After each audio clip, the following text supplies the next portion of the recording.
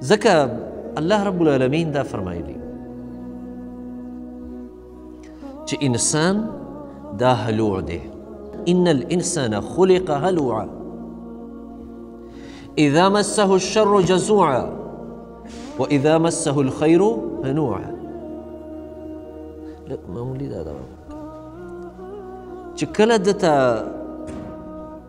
الله فرمایي دته کله تکلیف ورسي نو دی بیا فریادونه کوي الله ته، الله نه دعاګانې غواړي. او الله فرمایي کله چې دته څه خوشحالي ورسي، څه مالداري ورسي، صحت الله ورکي، الله فرمایي منوعه، بیا د الله نه ځان منې کي. بس ٹھیک شو، دی بیا الله رب العالمین ته بیا آواز نه کوي. او بعضې کمبخته خو بیا داسې چې بیا د هغه روغوالي، د هغه مالدارۍ، د هغه خوشحالۍ د حالت نسبت بیا د الله نه سوا بل چاته کوي چې هغه زما نه دا مصیبت اخوا کړه او هغه رانه دا پریشاني اخوا کړه، حالانکې دا حالت نه الله لرې کړی.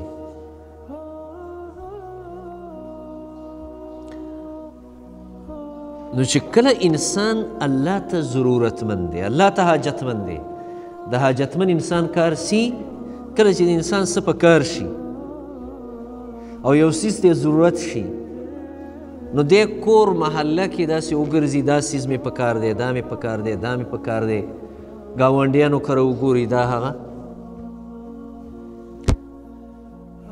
دا قرنګي کله چې دا انسان ضرورت راشي او دی ضرورتمند شي دله الله نه غوښتل پکار دی، الله نه ورله دعا پکار ده،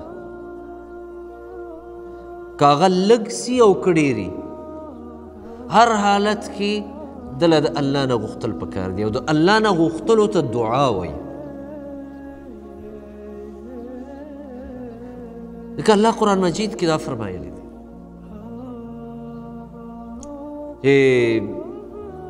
وإذا سألك عبادي عني فإني قريب أجيب دعوة الداعي إذا دعاني. بعض صحابه کرام رال ویل یا رسول الله موږ دا یو تفوس کوو چې اقریب ربنا فنناجيه ام بعید فننادي. ای د الله پیغمبره زمونږ رب دا نږدې دی چې پټه پټه دعا ترېنه وغواړو، پټه جرګه ورسره وکړو مناجات، او که نه زمونږ رب لرې دی نو چې بیا ورته تیزې تیزې چغې ووهو. الله دا آیات راولېږه وإذا سألك عبادي عني فإني قریب. کله چې ای پیغمبره ستانه زما دا بندګان زما حوالې سره تپوس وکړي نو ته ورته دا ووایه، ته ورته دا ووایه چې زه نږدې یم، فإني قریب. او داسې نږدې یم اجیب دعوة الداعي اذا دعاني، زه د دعا کوونکي دعا قبلومه خو چې ما نه یې وغواړي، چې ما نه یې وغواړي.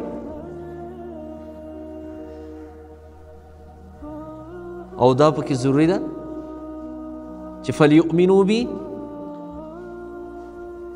فلیستجیبوا لي ولیؤمنوا بي. زما د حکمونو قبولتیا دې وکړي او زما نه په دې غوښتو دې یقین وکړي، ولیؤمنوا بي، په ما دې یقین وکړي. الله فرمایي په ما دې اعتماد وکړي چې دا زه ترېنه څه غواړم، دا زما رب چې دی هغه په دې باندې قادر دی چې ماله به دا راکوي.